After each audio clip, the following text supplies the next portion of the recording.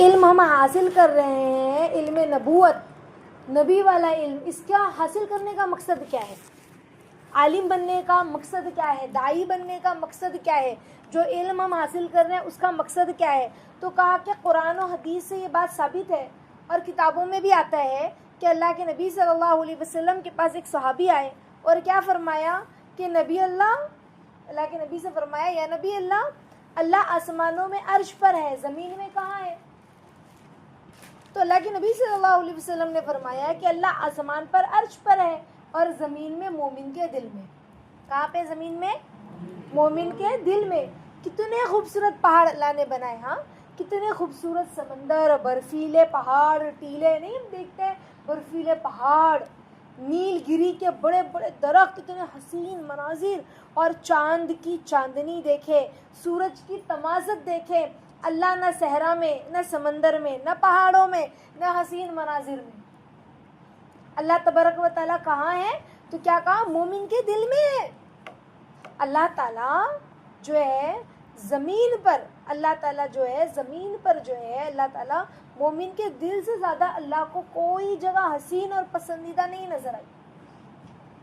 ہم تو نظاروں میں ہی کھو گئے کہ کتنی پیاری وادی ہے، کتنا اچھا ہو کشمیر، کتنی اچھی سینری ہے، کتنی اچھی، ہم تو نظاروں میں کھو گئے۔ دیکھیں تو صحیح، اللہ رب العزت جو خالق ہے، جس نے نظارے بنائے ہیں، اس کی نگاہیں کہاں پر ہے؟ جس نے یہ نظارے بنائے وہ کہاں دیکھ رہا ہے؟ اللہ تعالیٰ کیا فرماتے ہیں؟ میں اپنے بندے کے دل کی طرف نگاہیں جمائے ہوئے انتظار کرتا ہوں، مگر افسوس ہے نا ہم پر کہ ہم نے اپنے دل کو خالی کیا۔ کہاں؟ اللہ تعالیٰ فرما رہے ہیں، ہم نے خالی کیا نہیں نا۔ اللہ کیا فرما رہے ہیں حدیث قدسی میں؟ میں تمہاری صورتوں کو اور تمہارے مالوں کو نہیں دیکھتا ہوں کہ تمہارے پاس کتنا مال ہے، تم کتنے خوبصورت ہو، حسین نظر آ رہے ہو کہ نہیں، کہ میں تمہاری خوبصورتی اور مالوں کو نہیں دیکھتا ہوں، تمہارے دلوں کو دیکھتا ہوں، میں دل میں کیا چل رہا ہے، اور انتظار کرتا ہوں۔ تو ہمارے دل میں کبھی دنیا کے لوگ آئے، کبھی دنیا کی چیزیں آئی، کبھی خود کی ذات آئی، نہ آئی تو اللہ کی محبت ہے نا۔ کبھی ہم اپنے لیے سوچتے ہیں، ہمیں غصہ آ رہا، ہمیں پسند آ رہا، ہمارا دل چاہ رہا ہے، تو ہر چیز ہم اپنا ہی تو دیکھتے ہیں نا۔ میرا دل چاہ رہا ہے تو میں نے یہ کیا، میرا دل یہ کھانے کو چاہ رہا ہے تو میں نے یہ کیا۔ کبھی لوگ، کبھی دنیا، ہاں کبھی یہ چاہیے، کبھی وہ چاہیے، کبھی کسی کی محبت، کبھی کسی کی محبت دل کے اندر ہمارے، اور نہیں ہے تو ایک اللہ کی محبت۔ غلامی سے نکل کر ایک اللہ کی غلامی پر آ جائیں ہم۔ اس دل میں جو دنیا کی غلامی ہم نے جما رکھی ہے نا، وہاں سے نکل کر ہمیں ایک اللہ کی غلامی پر آنا ہے۔ ایک اللہ کی غلامی کیسی؟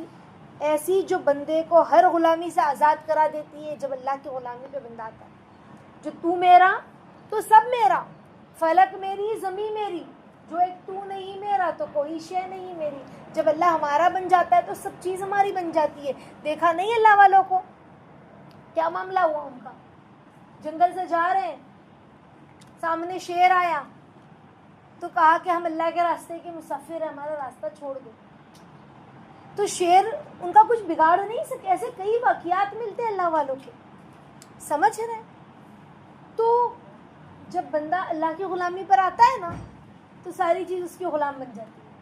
اللہ نہیں فرماتے ان تنصروا اللہ وینصرکم ویثبت اقدامکم، جب تم میری مدد کرو گے دین میں تو میں تمہاری مدد کروں گا، تمہارے قدموں کو جما دوں گا۔ تو ایک اللہ کی غلامی کیسی کہ بندے کو ہر غلامی سے وہ چیز آزاد کرا دیتی ہے۔ اللہ کی غلامی میں جب بندہ آ جائے، یہاں تک کہ بندہ خود کا بھی غلام نہیں رہتا کہ میرا جی چاہ رہا ہے، میرا دل چاہ رہا ہے چپس کھانے کا، میرا دل چاہ رہا ہے آئس کریم کھانے کا، میرا دل چاہ رہا ہے شاورما کھانے کا، تو اپنا دل بھی خود کا نہیں ہوتا۔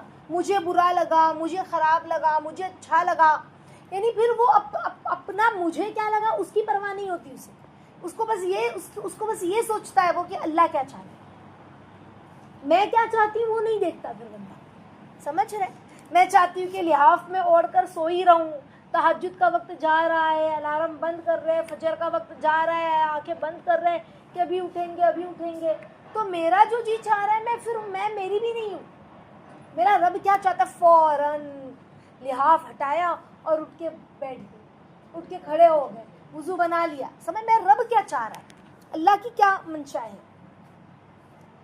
تو جب بندہ اللہ کا غلام بن جاتا ہے تو خود کا بھی غلام نہیں رہتا, پھر خود کی بھی نہیں چلتی, پھر بندہ وہ کرتا ہے جو اللہ چاہتے ہیں, خود کی نہیں چلاتا کہ میرا جی چاہ رہا تھوڑا سا اور 5 منٹ سو جاؤں, 5 منٹ بعد اٹھانا نا امی 5 منٹ اور, سمجھ رہے.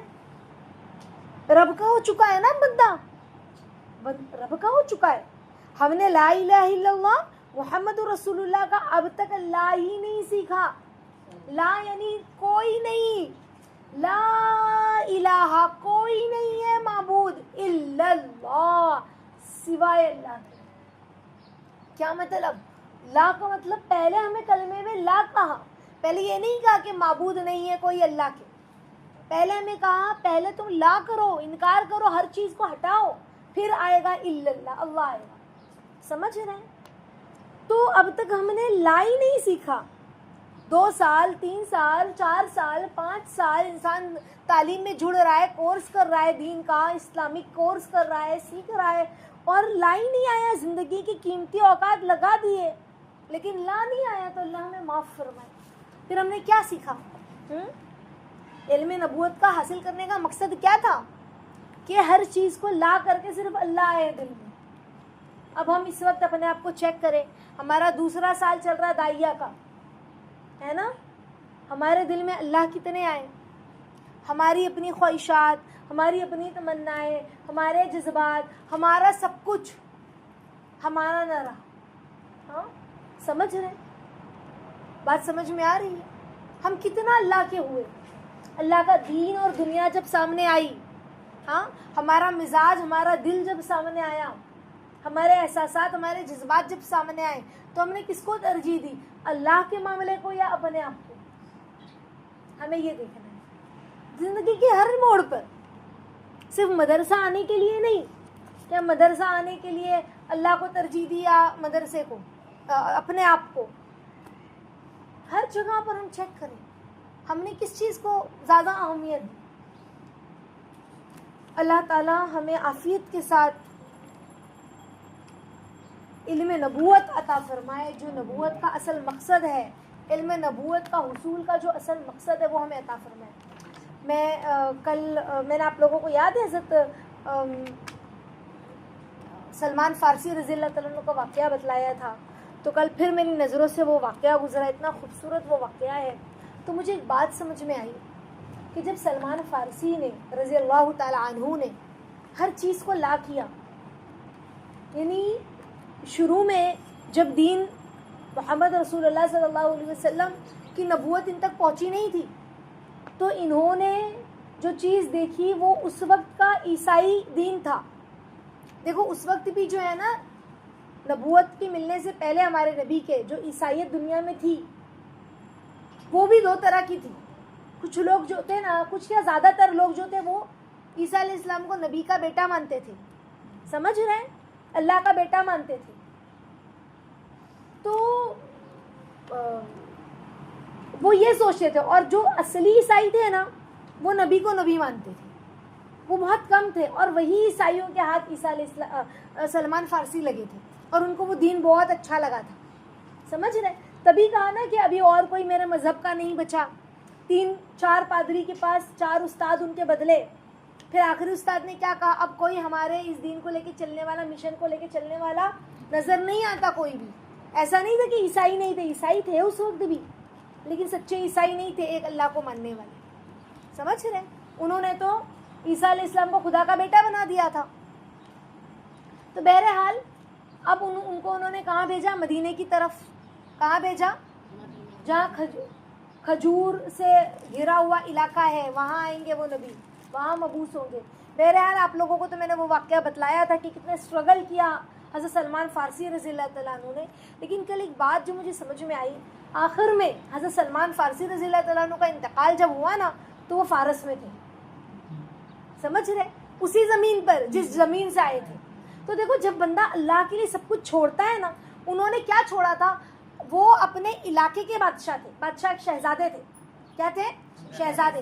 یعنی ان کے جو والد تھے ایک سلطنت, ایک زمین کے, جیسے ہوتا ہے نا گاؤں میں مکھیا ہوتا ہے گاؤں کا, تو ایسے ہی اپنے علاقے کے مکھیا تھے، لیکن جب اللہ نے ان کو سلمان فارسی رضی اللہ تعالیٰ جب فارس فتح ہوا تو اس وقت یہ وہاں موجود تھے، ہر قلعے میں، ہر قلعے کے پاس فتح کے وقت موجود تھے. آخر میں ان کو فارس کا گورنر بنا دیا. کہاں سے کہاں اللہ نے کیا سے کیا دیا. آپ سوچے جو اللہ کے لیے سب چھوڑ دیتا ہے، انہوں نے کیا چھوڑا اللہ کے لیے؟ اپنی اچھی عیش والی زندگی چھوڑی، سمجھ رہے، اور در بدر بھٹکتے رہے ایک حق کی تلاش میں. تو جب بندہ سب چیز کو لا کر دیتا ہے نا تو اللہ آتے ہیں، الا اللہ، پھر اللہ آتے ہیں، سمجھ رہے. اور پھر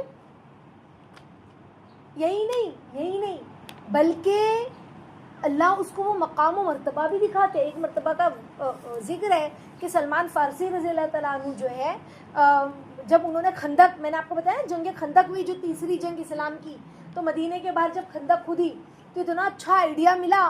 تو پھر لوگوں نے کہا، جو انصار مدینہ والے تھے انصار، انہوں نے کہا کہ یہ تو ہمارا بھائی ہے، کیونکہ وہ تو نہ مکہ کے تھے نہ مدینہ کے تھے، وہ تو فارسی تھے نا، فارس کے تھے. تو یہ وہ لوگ کہنے لگے اتنا اچھا، اس کا مطلب ان کو اتنا اچھا لگا ان کا آئیڈیا کہ وہ لوگ کہنے لگے نہیں یہ تو ہمارا بھائی ہے. تو مکہ والے کہنے لگے جو مہاجر تھے، نہیں یہ ہمارا بھائی ہے. تو اللہ کے نبی نے فرمایا یہ نہ تمہارا نہ تمہارا، یہ تو اہل بیت سے ہے. کیسی محبت جتلائی، سمجھ رہے ہیں کتنی بڑی بات اللہ کے نبی نے ان کے لیے کہہ دی حضرت سلمان فارسی رضی اللہ تعالیٰ عنہ کے بارے میں. تو جب بندہ اللہ کے لیے کچھ چھوڑتا ہے، میں نے کہا نا ان تنصر اللہ وینصرکم ویثبت اقدامکم، کہ تم اللہ کے دین میں اللہ کی مدد کرو گے تو اللہ تمہاری مدد کرے گا اور تمہارے قدموں کو جما دے گا. اور جب اللہ کے لیے بندہ کچھ دیتا ہے نا، اپنی جذبات، اپنی خواہشات، اپنی تمنائیں، اپنے آپ کو بار بار مارتا ہے. وہ مارنے سے مطلب قتل کرنا نہیں، اپنے آپ کو بار بار مارنے سے مطلب اپنے جذبات کو مارتا ہے، اپنی خواہشات کو توڑتا ہے، اپنی تمناؤں کو توڑتا ہے، اپنی آرزو کو توڑتا ہے، ہر چیز کا گلا گھوٹتے ہوئے آگے بڑھتا ہے اللہ کے لیے. سمجھ رہے ہیں؟ پھر کیا ہوتا ہے؟ اللہ اس سے بہتر اور اچھا دیتے ہیں. دیکھو نا، ایک چھوٹے سے قبیلے کے شہزادے تھے، یہ اللہ نے فارس کا گورنر بنا دیا آخر میں. سمجھ رہے ہیں؟ تو یہ اللہ کا انصاف تو دنیا میں بھی اور آخرت میں بھی ہے. بس بندہ اللہ کی طرف متوجہ تو ہو. تو وہی کہا کہ علم نبوت ہم سیکھ رہے ہیں، لیکن نور نبوت حاصل ہوا کہ نہیں ہوا یہ کیسے پتہ چلے گا؟ ہم دیکھیں ہمارے اندر اللہ کا احساس کتنا ہوا، لا کتنا آیا. کوئی نہیں، صرف اللہ، کوئی نہیں، صرف اللہ. سمجھ رہے؟ اتنا لا آ جائے، اتنا اللہ کا احساس، اتنی محبت ہو. اللہ تعالیٰ ہم سب کو عافیت کے ساتھ صحابہ کے انوار برکات عطا فرمائے، اور اللہ ہمیں ایسا بنائے جیسا اللہ میں دیکھنا پسند کرتے ہیں، عافیت کے ساتھ. آمین یا رب العالمین.